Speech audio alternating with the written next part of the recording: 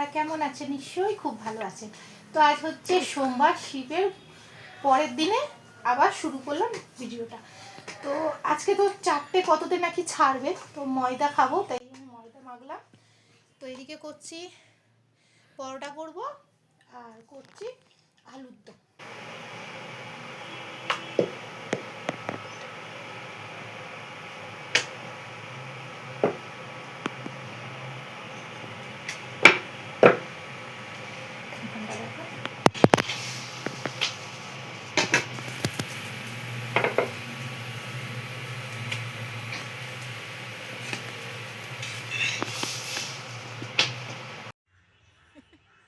তো এদিকে বন্ধুরা, আমি আর আমার হাজব্যান্ড চলে এসেছি পার্কে। আমার মেয়ে এখন ঘরেই আছে, ঘরে মোবাইল ঘাঁটছে।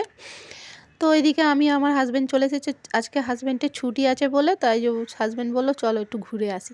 তো পার্কে চলে এসেছি, মানে দেশবন্ধু পার্ক। এখানে অনেক দোলনা, অনেক কিছুই আছে। এখানে আগে আমার মেয়ে নাচ শিখতো ছোটোবেলায়, অনেক বড় অবধি শিখেছে, তারপরে ছাড়িয়ে দিয়েছে। আর এখানে হচ্ছে সাঁতার, সব ছোটো বাচ্চারা সাঁতার শিখে। এখন তো জলটা অনেকটা শুকিয়ে গেছে, অনেকটা কি একদম পুরোই শুকনো হয়ে গেছে।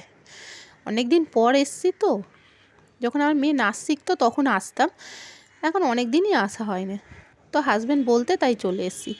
তো যাওয়ার সময় হাজব্যান্ড বললো মিষ্টি খাবো, তো আমি বললাম খাও। তো হাজব্যান্ড দুটো, আমি দুটো, আর মেয়ের জন্যে নিয়ে গেছি মিষ্টি।